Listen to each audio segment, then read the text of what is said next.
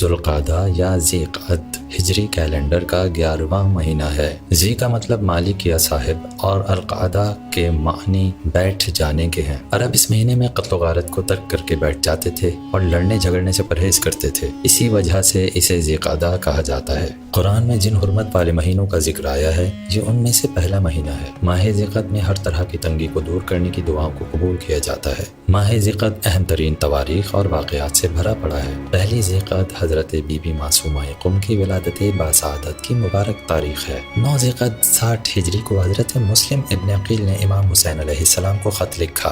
11 ذی قعد کو ولادت باسعادت حضرت امام رضا علیہ السلام کا مبارک دن ہے۔ اس کے ساتھ ساتھ 11 ذی قعد کو در باب علم سے علم حاصل کرنے والے عظیم عالم شیخ مفید کی پیدائش کا دن بھی ہے۔ 15 ذی قعد کو مغفرت اور معافی مانگنے کی رات ہے۔ 17 ذی قعد کو امام موسیٰ کاظم علیہ السلام کو مدینہ سے عراق جلا وطن کیا گیا۔ 17 تاریخ کو ہی حوزہ علمیہ قم کے بانی عبد الکریم حائری کی وفات ہوئی۔ بعض روایات کے مطابق 19 ذی قعد کو حضرت اسحاق علیہ السلام کی ولادت کا بھی دن ہے۔ 23 ذی قعد امام رضا علیہ السلام کی مظلومانہ شہادت کا دن ہے۔ 24 ذی قعد کو امام رضا علیہ السلام کی مدینے سے خراسان کے سفر کی شروعات کا دن ہے۔ 25 ذی قعد کو رسول خدا نے حجت الوداع کے لیے مدینے سے روانگی اختیار کی۔ 25 ذی قعد کو شب دہو الارض اور ولادت باسعادت خلیل اللہ حضرت ابراہیم علیہ السلام کی مبارک تاریخ ہے۔ 28 ذی قعد 6 ہجری کو صلح حدیبیہ واقع ہوئی۔ عباسی بادشاہ معتصم کے حکم پر 29 ذی قعد کو امام محمد تقی الجواد علیہ السلام کو شہید کیا گیا۔ اس کے علاوہ ذی قعد کے مہینے میں ہی اللہ تعالیٰ نے حضرت موسیٰ کو کوہ طور پر بلایا اور ان پر توریت نازل فرمائی۔ اگر آپ کو ماہ ذی قعد کے بارے میں یہ ویڈیو پسند آئی ہے تو کمنٹس میں اپنی رائے کا اظہار ضرور فرمائیں۔